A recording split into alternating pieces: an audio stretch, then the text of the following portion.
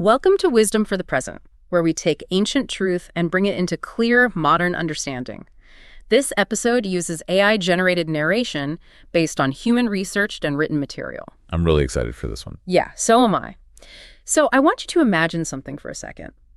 Imagine stumbling through the charred ruins of your own city. Oh, man. Just total devastation. Right, exactly. The air is thick with, the smell of ash and burning stone.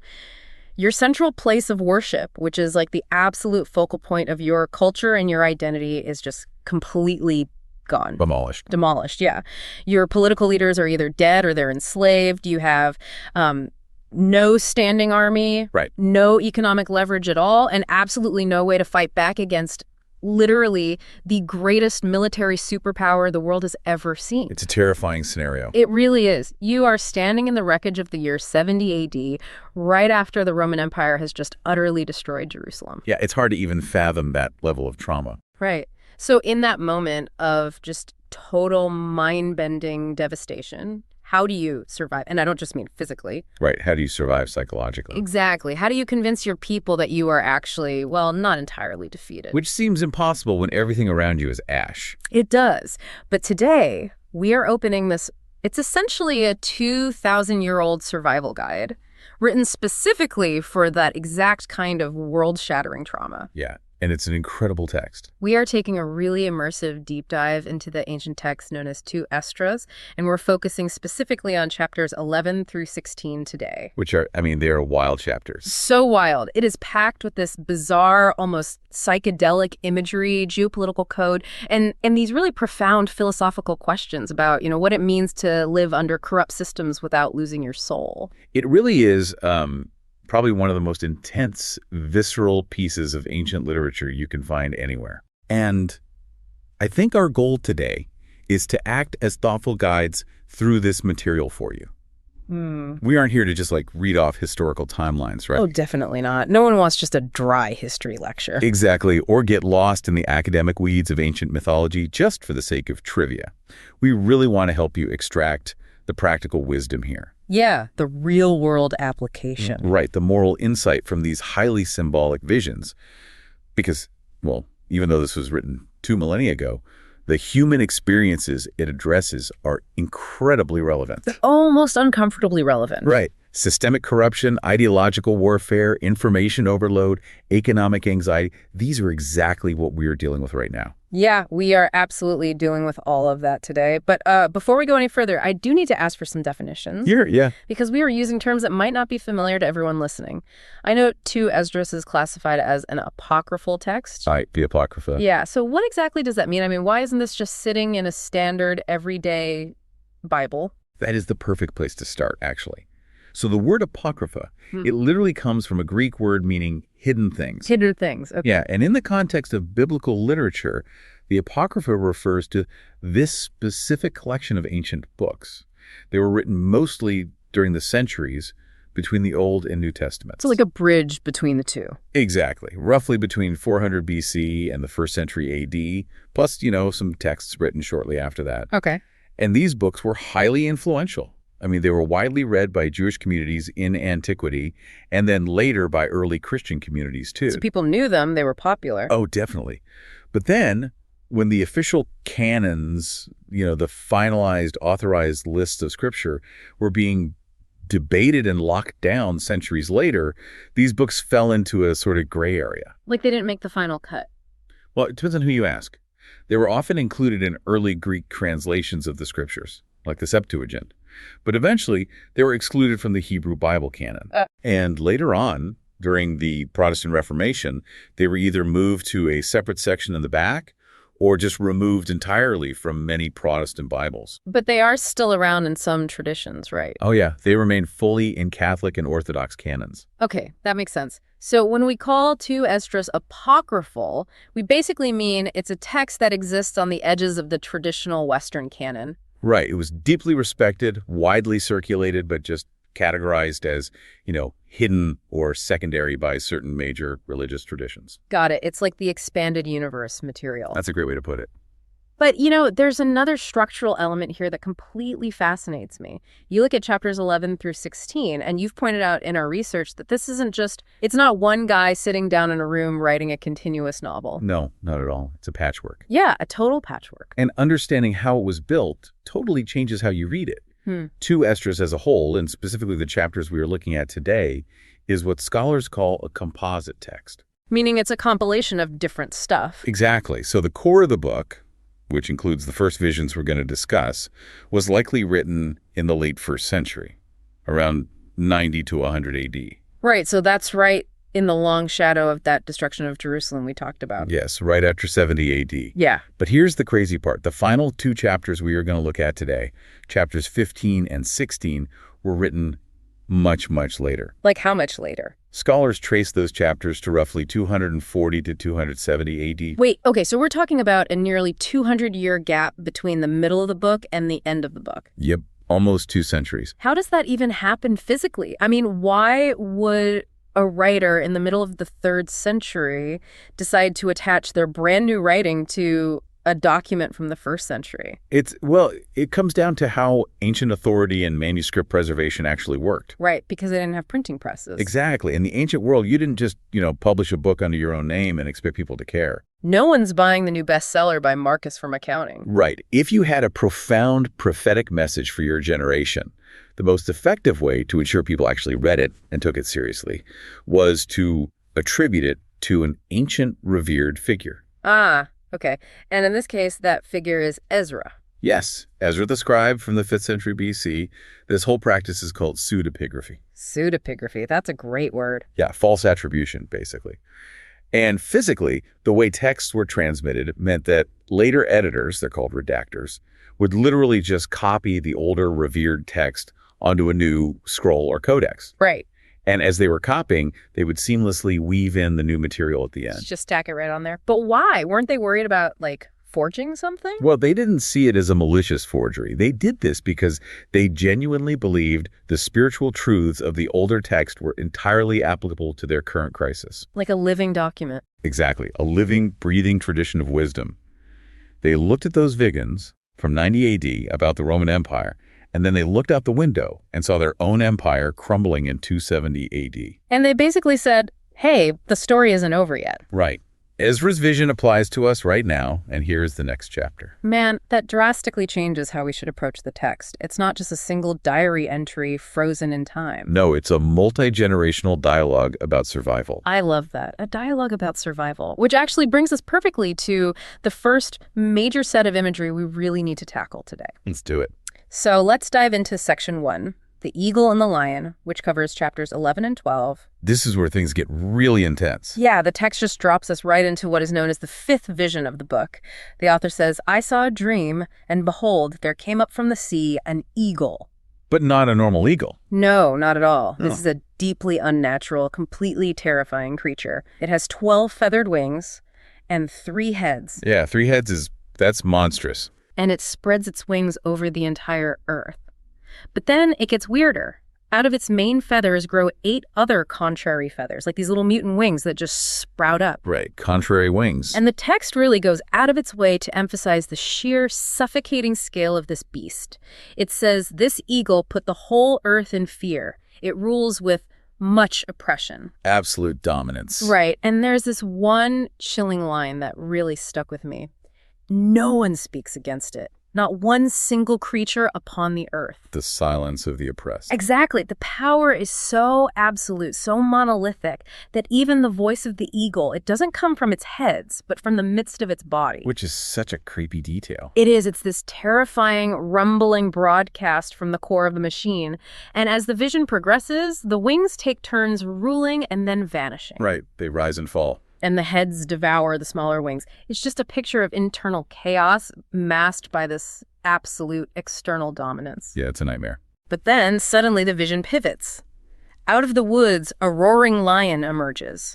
It rushes out, and incredibly, it speaks to the eagle with a human voice. A lion with a human voice. Right, and the lion completely rebukes the eagle. It calls out its wickedness, its oppression, its deceit, and the climax of the vision is the eagle literally bursting into flames, its entire body burned to ashes, terrifying the whole earth. I mean, it is intensely cinematic. It reads like a modern fantasy epic. It totally does, but I know this isn't just cool monster design. Right. To decode this, we really have to look closely at the political reality of the late 1st century. Because it's heavily coded, right? Exactly. Apocalyptic literature like this is almost always highly coded political and spiritual critique. The original readers would have understood this instantly. Okay, so let's break the code. Well, based on the very specific clues in the text, specifically the reigns of these wings and heads, historians pretty much universally agree this eagle vision was written between 69 and 96 AD. Okay, so late 1st century. Right. And the eagle is universally understood here as the symbol of the Roman Empire. Makes sense. Roman eagles go hand in hand. Exactly. The Roman legions literally carried eagle standards, called aquilas, into battle. It was their main logo. So it wasn't exactly subtle. Not at all.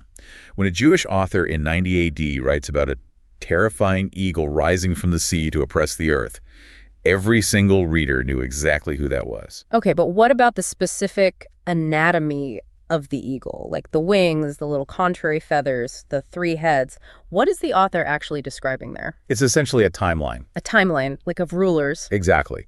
The 12 wings and the little feathers represent the succession of Roman leaders and emperors, stretching from Julius Caesar onward. Oh, wow, okay. And that internal chaos you mentioned, the wings devouring each other, that represents the brutal civil wars and assassinations that completely defined Roman politics at the time. Right. Like the year of the 4 emperors. So it's a very accurate political cartoon, basically. Yes. But the 3 heads are really the key to dating the text and to understanding the author's anger. They represent what is known as the Flavian dynasty. Let's pause and define the Flavian dynasty for context, just so we are all on the same page. Who were they, and why did they deserve to be depicted as the literal heads of a monstrous beast? Good question.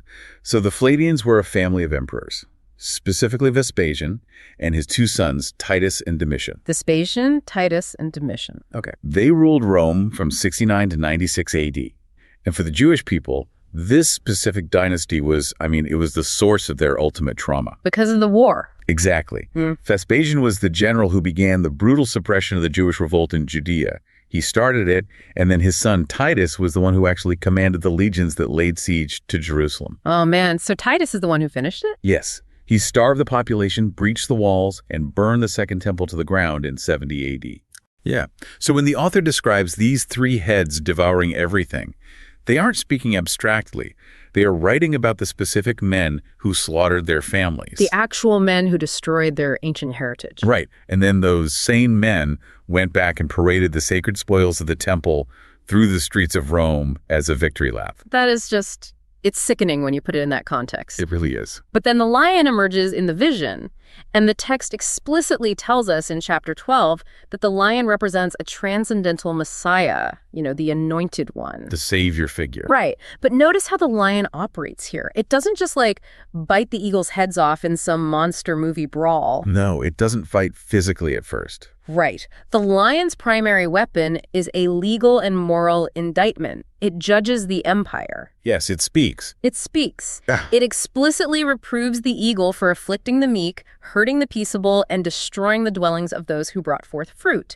And it's only after that moral verdict is delivered that the eagle burns. That's a really crucial detail. So if we look at the core wisdom here, I feel like the text is offering this radical re-education on the nature of power. How so? Well, when you are living under the eagle's wings, when you are watching a dynasty like the Flavians completely devour the world, build the Colosseum, and establish this empire that stretches from Britain to Egypt, it feels permanent. Well, it feels entirely invincible. Exactly. But the vision insists that earthly power, no matter how vast or invincible it appears to be, is finite. The timeline of the oppressor has a strict expiration date set by divine justice. Yes. It's a survival tactic of the mind. A survival tactic. I like that. It demands that the reader absolutely refuse to accept Rome's version of reality, because Rome wants you to believe that its power is eternal and its authority is absolute. Roma Eterna, right. Exactly. But the author of Two Esdras is saying, no, Rome is just a temporary beast and its days are literally numbered. I understand the historical context, I really do, but I have to push back here on the imagery itself. Okay, push back. Because for a modern reader, There's a real obstacle to growth when approaching a text like this. The violence. Yeah, the violence. The eagle isn't just defeated or reformed, it is burned to ashes in terror. The desire for the total fiery destruction of the enemy is just palpable on the page. It is very intense. Isn't this just a political revenge fantasy? I mean, isn't this essentially a marginalized, traumatized group writing revenge porn about the people who hurt them? Wow. Well, think about it. They don't have an army to actually defeat Rome, so they write a story where God burns Rome alive for them. It feels vindictive. That is a very common and honestly very understandable modern reaction to apocalyptic literature. Right, because we are uncomfortable with that level of wrath. Exactly. From our comfortable vantage point, reading this in the peaceful room 2,000 years later, it reads as bitter, violent, and vengeful. Yeah. But we really have to understand the deep psychology of apocalyptic writing, and specifically the psychology of severe trauma. Okay, unpack that for me. Imagine if you have just watched your children starve during a literal siege. Right. And you have seen your holy sites completely desecrated by an occupying force that feels absolutely no remorse and faces zero consequences. How do you process that? It would break you. It would. For deeply traumatized populations with zero political or military power, imagining the absolute categorical defeat of their abusers isn't just some petty exercise in anger. It's more than that. It is a necessary psychological mechanism for preserving their own humanity. It is literally how they maintain hope. Because if they don't have that hope, if they accept that Rome will just get away with the slaughter forever, that power truly just equals right, then their entire moral universe collapses completely. Oh, see. Imagining the eagle turning to ash is their way of desperately holding on to the belief that the moral arc of the universe eventually must bend toward justice. The oppressor must be held accountable. Yes. Otherwise, life itself is just meaningless cruelty. So it's not just a fantasy. It's a profound theological demand for ultimate fairness. That is a crucial distinction. It's not about them actively plotting a violent rebellion to go burn the eagle themselves. It's about anchoring themselves to the reality that the eagle's oppression is not the final, unalterable truth of the universe. Beautifully said. Yes. So if earthly power is finite and the ultimate accountability belongs to the lion, how do we translate this to our 21st century lives? That's the big question for you as the listener. Right. Because obviously we aren't living under the Roman Empire today, but we are absolutely surrounded by massive, corrupt systems that feel entirely too big to fail. Well, everywhere you look. We have multinational corporate monopolies that completely dictate global economics. We have deeply entrenched political machines. We have massive bureaucratic and societal structures that have their own many wings and heads. They absolutely do. And they rule with this quiet, suffocating kind of economic or cultural oppression. And often it feels exactly like the text describes.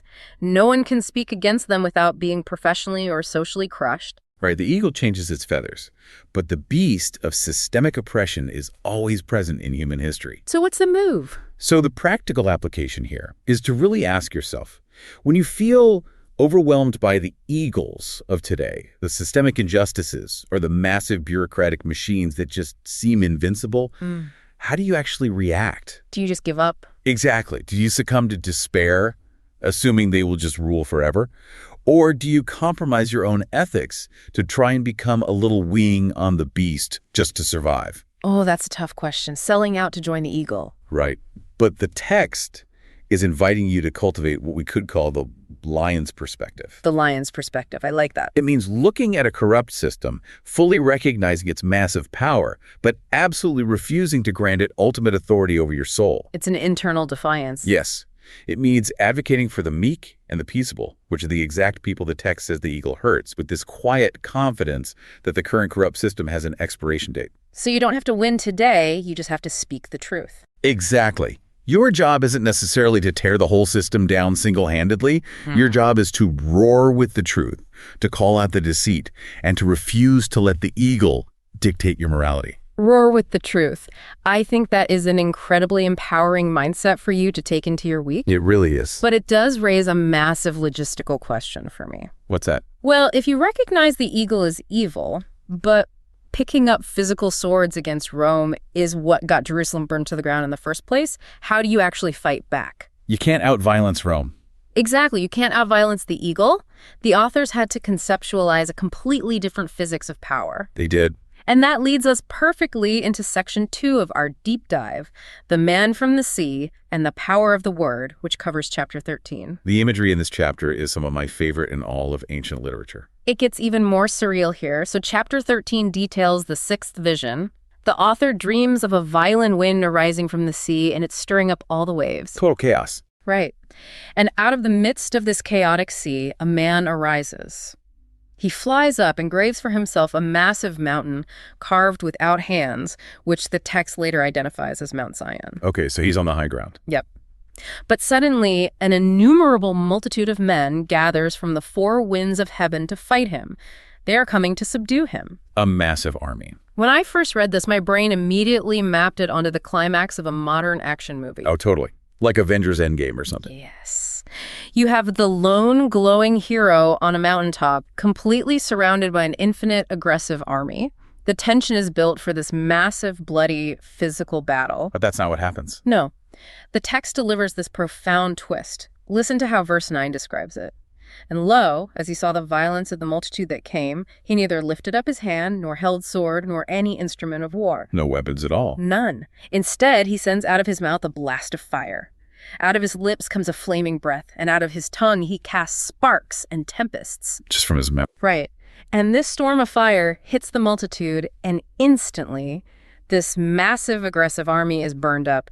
The text says literally nothing is left of them but dust and the smell of smoke. Poof. Gone. Gone. And after the destruction, the man comes down from the mountain and calls a completely different crowd to himself, a peaceable multitude. It's an unforgettable image. True. It is. But what is the context here? Well, historically, this vision presents a pretty fascinating puzzle. Scholars, like the prominent theologian W.O.E. Oesterle, have pointed out that this vision likely predates the eagle vision we just discussed. Wait, really? It comes later in the book, though. I know, but remember, composite text. This specific vision might have been written around 66 AD. Okay, why is 66 AD significant? Because 66 AD is the very beginning of the First Jewish-Roman War. Ah. The total fall of Jerusalem hasn't happened yet. The tone here is a little bit different. The peaceable multitude that is called at the end is explicitly identified later in the chapter as the 10 lost tribes of Israel. Oh, interesting. Yeah, the text says they left the heathen nations and journeyed for a year and a half to a distant utopian land called Arsareth. It was a place where mankind had never dwelt, so they could keep their laws in peace. So this vision is deeply rooted in that ancient hope of restoration, the gathering of the exiled community. Exactly. But Oesterle also points out a brilliant comparative insight here that we should mention. That's it. This specific vision blends highly unique cultural traditions. It actually shows distinct traces of ancient Babylonian myth and Iranian eschatology. Wait, let me pause you right there. Iranian eschatology. Yeah, big words. For those of us not currently enrolled in a theology seminar, let's break down what eschatology actually means in this context and why Iranian ideas are suddenly showing up in a Jewish text. Good call. Great clarification. Eschatology simply means the study or the theology of the end times, or the ultimate destiny of humanity and the world. Basically how the world ends. Right. It's how a religion or culture envisions the grand finale of human history. And in ancient Iranian or Zoroastrian traditions, there are these powerful myths about a cosmic savior figure. Okay. A figure who arrives at the very end of the world to conquer evil with divine fire and establish absolute truth. And the Jewish people were familiar with this. Absolutely. Through centuries of exile and living under the Persian Empire, they interacted deeply with these cultures and ideas. Okay, so they borrowed it. It's more of a synthesis. The author is tapping into a universal, shared human mythos. It's the idea of a returning hero who emerges from the unknown depths. A sea. Right. In the ancient Near East, the sea was universally viewed as the ultimate symbol of chaos, darkness, and untamed danger. Like leviathans and sea monsters. Exactly. So a man rising from the sea, mastering the wind, and standing on a solid mountain is this profound symbol of divine order conquering ultimate chaos. I love that context. It expands the text from a local political grievance, like just being mad at Rome, into a cosmic struggle between order and chaos. It really does. But I'm still hung up on the violence of the imagery. The fire breath. Yeah. I see the metaphor of the man conquering chaos. But even if he isn't holding a physical sword, turning an entire multitude of people to ash with a blast of fire from your mouth is incredibly aggressive. It is very destructive. It feels like the author wants the total vindication of a slaughter without the moral guilt of actually having to hold the weapon. Like, I didn't stab him, I just incinerated him with my mind. Right, right. How do we parse this without just endorsing divine mass incineration? That is the exact tension we need to navigate with discernment. Yeah. If we read this literalistically, we end up right back where we started with a theology of brute force and annihilation. Right. But look incredibly closely at the method of the victory. As you read earlier, the text explicitly forces us to notice what the man did not do. Right. He didn't lift a hand. He didn't hold a sword. He used no instrument of war.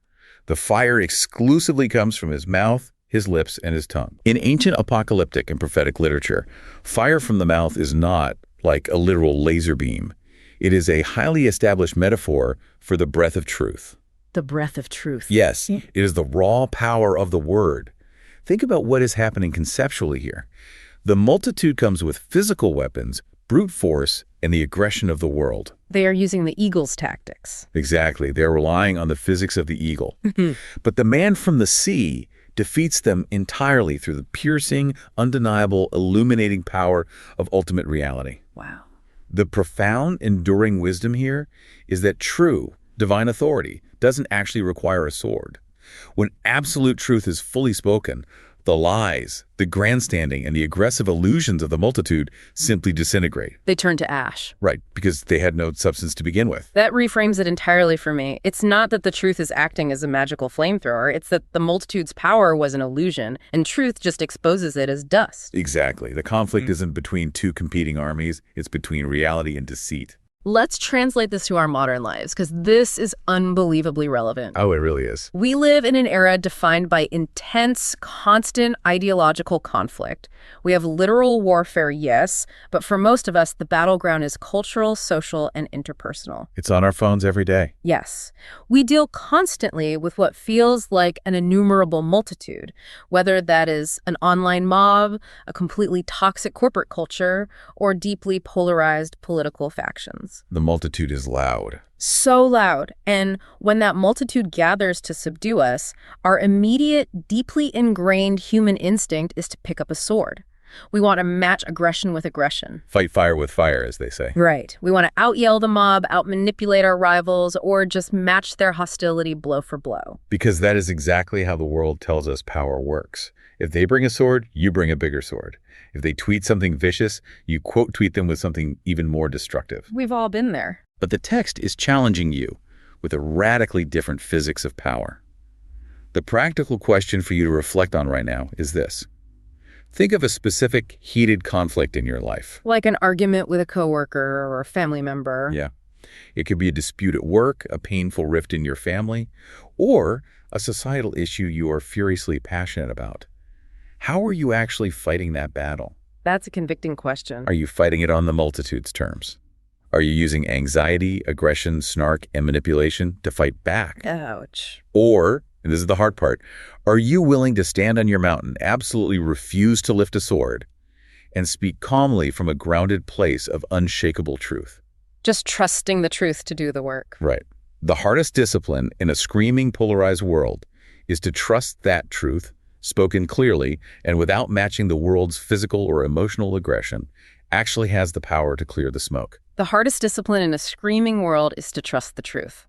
That is a phenomenal takeaway. It's hard to practice, but it's vital. But, accessing that kind of grounded, unshakable truth, it doesn't just happen by accident. You don't just wake up one morning with a blast of fire in your mouth ready to disintegrate falsehood. Oh, you have to cultivate it. Finding and preserving that level of profound reality takes immense intentional effort, which transitions us perfectly into Section 3, the Fiery Cup and the 94 Books, which covers Chapter 14. This is such a fascinating chapter. It really is, because in this chapter, the text shifts from cosmic visions to a very intimate story about how wisdom is actually curated, preserved, and handled. The behind the scenes of the canon. Yeah.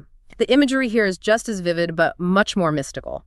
The text opens with Ezra sitting under an oak tree, and a voice calls out to him from a bush. Which immediately echoes Moses at the burning bush. Right, exactly, setting him up as a major prophet. The voice tells Ezra something deeply melancholic, though. It says the world has lost his youth and is growing old. The times are waxing old. Yeah, and because the law has been burned and the people are wandering in darkness, Ezra is given a monumental, almost impossible task. He has to rewrite everything. Essentially, yes. He is told to gather 5 specific scribesmen who can write swiftly. The text even gives us their names: Sariah, Dabria, Salamia, Achanis, and Asiel. The rapid response writing team. The ancient shorthand experts. Ezra is instructed to take them away from the people into a field for 40 days. 40 days, another great biblical number. Right. And the next day, a voice tells Ezra to open his mouth and drink. He is handed a full cup. It looks like water, but the text specifically notes the color of it was like fire. The fiery cup. Ezra drinks it, and the physiological reaction is immediate. The text says his heart utters understanding, wisdom grows in his breast, and his spirit strengthens his memory. It's like a supernatural download. Exactly, a cosmic data transfer. And for 40 solid days, they sit in the field. Ezra dictates, constantly speaking all day and not holding his tongue by night. The endurance is wild. The 5 scribes eat bread at night and write continuously during the day.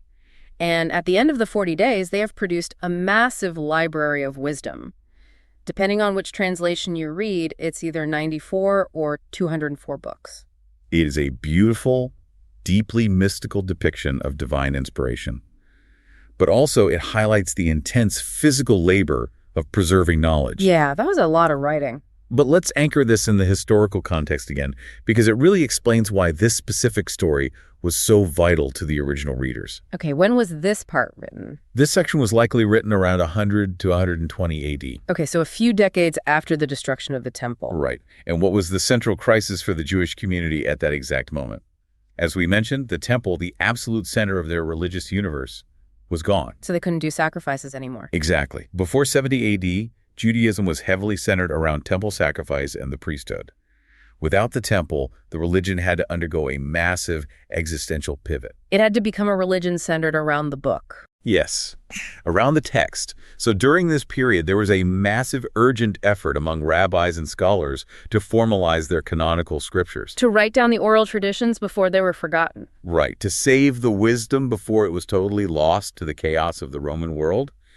This story of Ezra perfectly dramatizes that real-world effort. It provides a divine origin story for the massive undertaking of canonization. That makes perfect sense. They are establishing the authority of the text that will literally sustain them in exile. Exactly. But here is where the text throws a massive curveball, and I really want to push on this. Uh-oh. What's the curveball? Notice what God commands Ezra to do with these books at the very end of the vision. God says, "The first that thou hast written, publish openly, that the worthy and unworthy may read it." Okay, so public access. Right. And these first 24 books correspond to the traditional count of the Hebrew Bible, what Christians call the Old Testament, the Torah, the prophets, the writings. The standard canon. But then, God gives this incredibly strict instruction. But keep the 70 last, that thou mayest deliver them only to such as be wise among the people. For in them is the spring of understanding, the fountain of wisdom, and the stream of knowledge. The hidden books. I look at this and I immediately bristle. Really? Why? Isn't this just blatant spiritual gatekeeping? I mean, why hide the 70 best books? If these 70 books contain the spring of understanding, shouldn't that knowledge be free and accessible to everyone? It sounds super elitist to a modern ear. Yes. We live in an open-source, democratized internet age. The idea of an elite, secret stash of wisdom reserved only for the so-called wise feels incredibly manipulative to me. I completely understand that reaction. It absolutely clashes with our modern sensibilities. Right. We live in a culture that fundamentally believes all information should be universally, immediately accessible to everyone, regardless of their background or preparation. We hate the idea of esoteric knowledge. Information wants to be free. Exactly. But we have to look at the ancient perspective with some historical and psychological discernment here. Okay, changed my mind. The ancients understood a very practical reality that we have largely forgotten today. Profound, apocalyptic, mystical truth is actually dangerous. Dangerous? How so? Or, at the very least, it is highly volatile and easily distorted by those who haven't done the foundational psychological and moral work. Oh, interesting. Think about it this way. If you hand the deepest, most complex, mind-bending spiritual reality of concepts about the end of the world, the nature of divine justice, the illusion of material reality to someone who hasn't even mastered the basic ethics of the 24 public books. What happens? They probably freak out. Right. They won't become enlightened. They will misunderstand it. They will weaponize it. They will build bizarre cults out of it, or they will be psychologically crushed by it. So it's not about hoarding power. No. The enduring wisdom here isn't about elitism. It is about readiness. Some truths require deep personal preparation, ethical discipline, and emotional maturity to be digested properly. The restriction isn't mean. It is fiercely protective. Okay, that is a brilliant way to frame it. The 24 public books are the foundation. Exactly. You have to learn how to treat your neighbor, how to act justly, and how to operate in a community before you can be trusted with the cosmic secrets. You have to walk before you can fly. It's like trying to read and edit the source code of the universe when you haven't even learned how to type on the keyboard yet. That is a perfect analogy. The 24 public books are the keyboard. They teach you the inputs. The 70 hidden books are the raw code. If you mess with the code without knowing the keyboard, you just crash the system. That is exactly it. I love that metaphor. Yeah. And if we translate this source code concept to our 21st century reality, it hits incredibly hard. How so? Well, right now, we're all drowning in a severe, chronic state of information overload. We have access to millions of public books every single minute of the day. Our phones are basically just fire hoses of data. Yes. We have endless content, superficial hot takes, 24-hour news cycles, algorithmically driven social media feeds. We are absolutely bloated on cheap public information meant for the masses. But we aren't any smarter. No. Paradoxically, while we are bloated on information, we are starving for wisdom. We are starved for those 70 hidden books. We are desperate for deep, transformative, quiet understanding that actually makes sense of the world, rather than just reacting to it. Man, that is so true. So how do we actually find those hidden books today? I mean, the text gives us a literal map of how Ezra did it. Yes, look at his process. Notice what Ezra had to do to drink the cup of fire. He didn't stay in the city square. He didn't sit in the middle of the crowded market. He took his scribes and went into a field for 40 days. He radically separated himself from the noise. He created a vacuum. Right. So the practical application for you is to really audit your own media and information diets. Are you only consuming the shallow, public information meant for the lowest common denominator?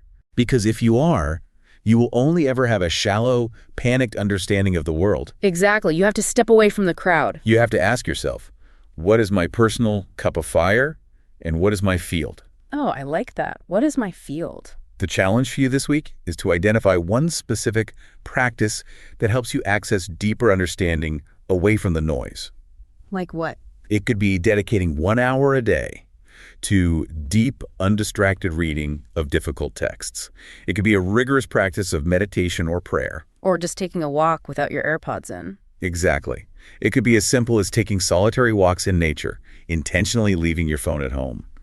You have to actively create a quiet space for the hidden books of wisdom to reveal themselves to you. Because the deep truths of the universe are not going to shout over a TikTok video. No, they require a quiet mind. I think the idea of seeking out quiet wisdom is incredibly compelling, especially when the external world feels completely chaotic. It's essential for survival. But what happens when the actual physical world, not just the spiritual or ideological one, starts genuinely crumbling around you? That's when things get really tough. Which brings us to the final and perhaps most challenging part of our deep dive, Section 4, the pilgrim mindset in a collapsing world. We are moving into the final chapters now. Yes, chapters 15 and 16.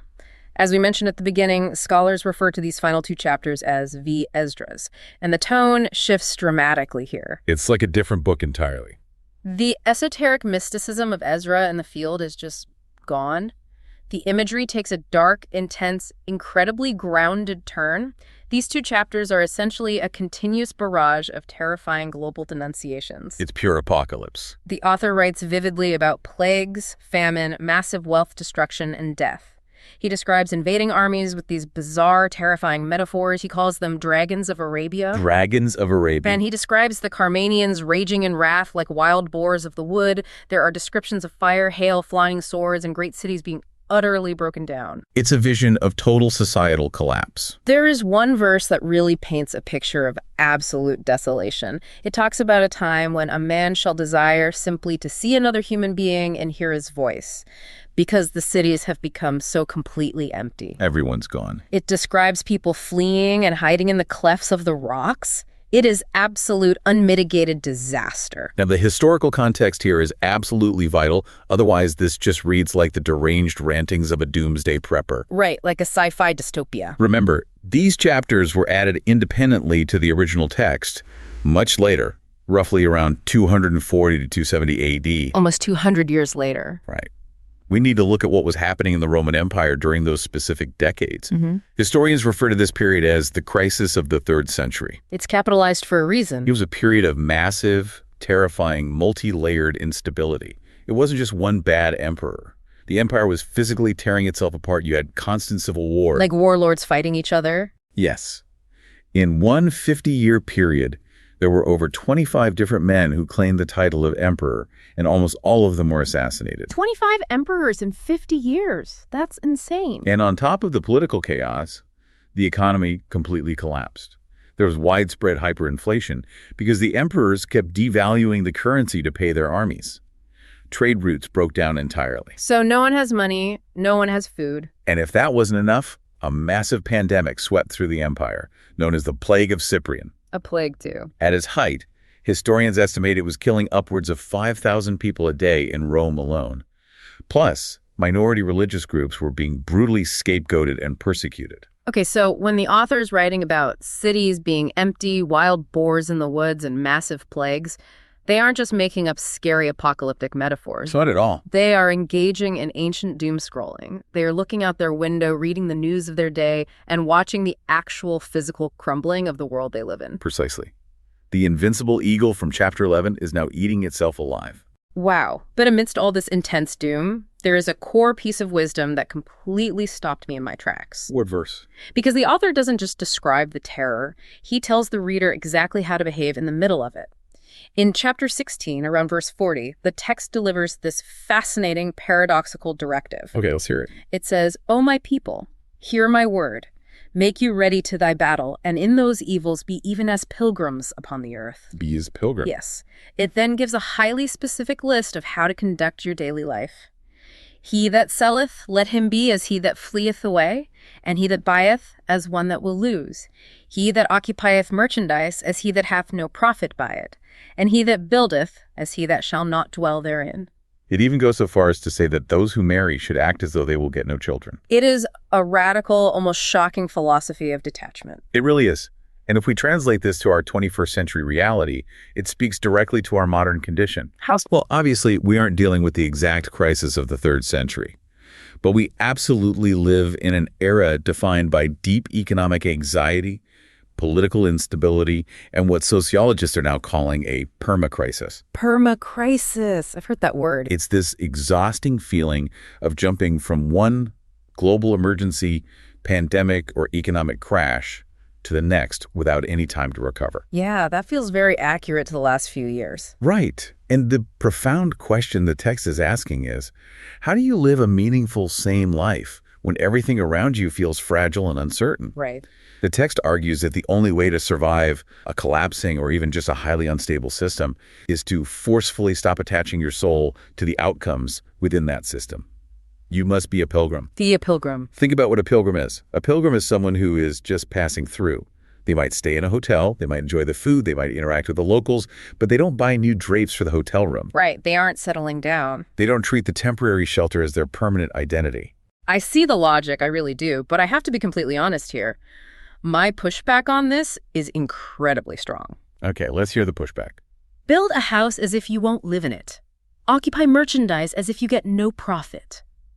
Doesn't that just breed massive apathy? Apathy, yeah. If I'm supposed to expect no profit from my hard work and act like I'm going to lose everything I buy, aren't I just giving up? Isn't this just pure depressing nihilism? It could definitely sound like that. Why bother building a house or starting a business or investing in a community at all if I'm supposed to act like it's already gone? That is exactly the tension modern readers, especially in Western cultures, will feel when reading this. We are totally obsessed with productivity. We want a return on our investment. Right.